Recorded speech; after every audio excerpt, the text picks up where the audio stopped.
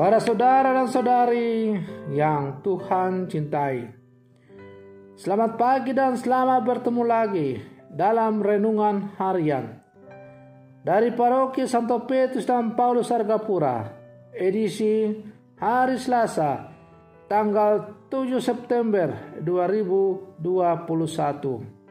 dalam masa biasa yang ke-23. Mengawali hari yang baru ini, kita hendak mendengar dan merenungkan sabda Tuhan. Marilah sebelum kita mendengar dan merenungkan sabda Tuhan, kita berdoa. Dalam nama Bapa dan Putra dan Roh Kudus. Amin.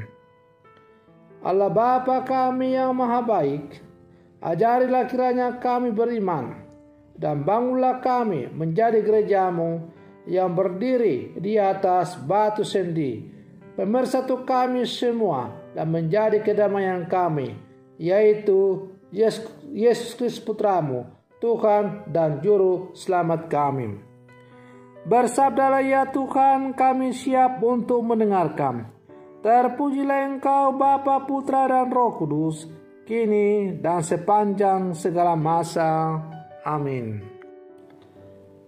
Para saudara dan saudari yang Tuhan cintai, sabda Tuhan yang hendak kita dengar dan kita renungkan untuk mengawali hari yang baru ini diambil dari Injil Lukas pasal 6 ayat 12 sampai 19. Tuhan bersamamu.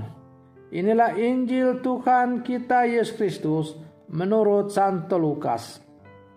Sekali peristiwa, Yesus mendaki sebuah bukit untuk berdoa. Semalam-malaman ia berdoa kepada Allah. Ketika hari siang, ia memanggil murid-muridnya kepadanya. Lalu memilih dari antara mereka 12 orang yang disebutnya rasul. Simon yang juga diberinya nama Petrus, dan Andreas saudaranya, Yakobus dan Yohanes, Filipus dan Bartolomeus, Matius dan Thomas, Yakobus anak Alfeus, dan Simon yang disebut orang Selot, Yudas anak Yakobus, dan Yudas Iskariot yang kemudian menjadi pengkhianat. Lalu ia turun dengan mereka dan berhenti pada satu tempat yang datar. Di situ berkumpul sejumlah besar dari murid-muridnya dan banyak orang lain yang datang dari seluruh Yudea dan dari Yerusalem dan dari daerah pantai Tirus dan Sidon. Mereka datang untuk mendengarkan dia dan untuk disembuhkan dari penyakit mereka. Juga mereka yang dirasuki oleh roh-roh jahat beroleh kesembuhan. Dan semua orang banyak itu berusaha menjamah dia, karena ada kuasa yang keluar daripadanya, dan semua orang itu disembuhkannya. Demikianlah sabda Tuhan.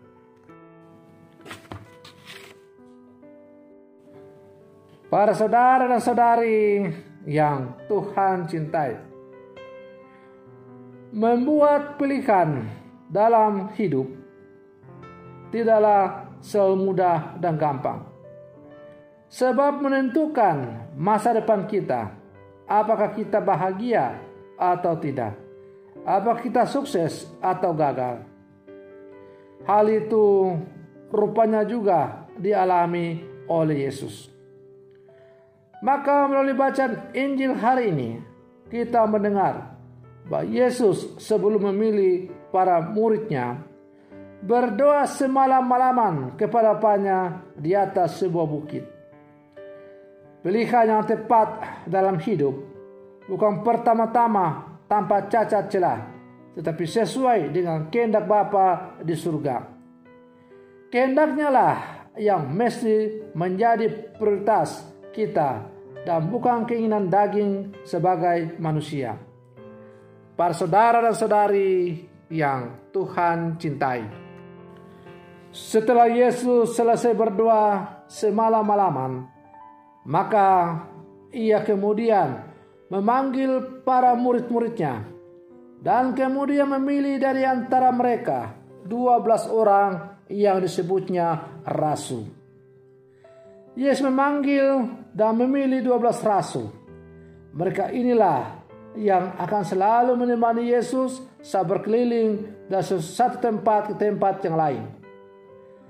Yang menarik dalam peristiwa ini adalah orang-orang yang dipilih oleh Yesus untuk menjadi murid-muridnya berasal dari orang-orang sederhana dengan latar belakang yang berbeda-beda.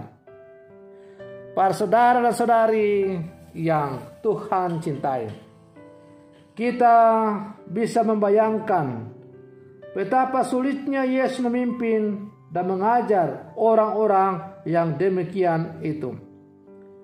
Namun kenyataannya Yesus mampu membuat mereka betah, dan kemanapun Yesus pergi mereka selalu ikut.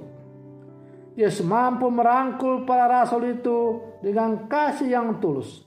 Kasih yang diberikan Yesus kepada mereka tidak selalu pujian dan hal-hal yang menyenangkan hati, tetapi juga Yesus memarahi dan mendidik mereka dengan keras. Meskipun begitu, mereka tidak ada yang sakit hati dan meninggalkan Dia. Para saudara dan saudari yang Tuhan cintai, dalam kehidupan kita sehari-hari, kita bertemu dengan teman, saudara, dan rekan kerja dengan karakter yang berbeda-beda.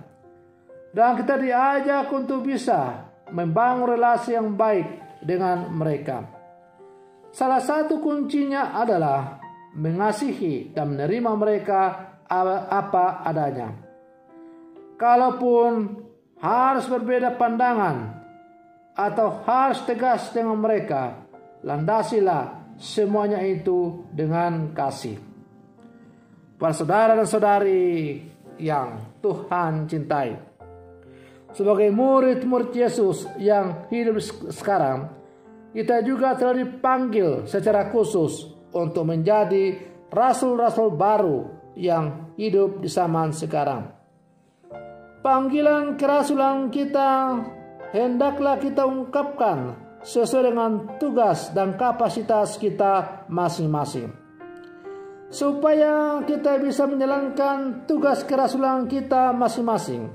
Maka tidak ada jalan lain selain selalu menjalin komunikasi yang akrab dengan Sang Gembala Agung kita, ialah Yesus Kristus, yang telah memanggil kita untuk menjadi murid-muridnya dalam tugas kerasulan kita di zaman sekarang. Maka para saudara dan saudari yang Tuhan cintai, hendaklah kita selalu menyadari dengan sungguh bahwa kita adalah manusia-manusia yang lemah. Tetapi kita patut bersyukur karena dalam segala kelemahan, kekurangan, dan kedosaan kita itu, ternyata kita dipanggil oleh Allah untuk menjadi murid-muridnya. Maka hendaklah belas kasih Tuhan yang diberikan kepada kita, yang memanggil kita untuk menjadi muridnya, hendaknya kita jawabi dengan setia dalam tugas kerasulan dan pewartaan sesuai dengan kapasitas kita masing-masing. Maka para saudara-saudari yang terkasih, marilah kita setia di dalam tugas dan panggilan kita masing-masing. Mudah-mudahan lewat tugas dan panggilan kita masing-masing, kita semakin menghantar orang banyak untuk bertemu dan merasakan belas kasih Tuhan yang sungguh luar biasa itu. Semoga demikian. Selamat pagi. Tuhan Yesus memberkati.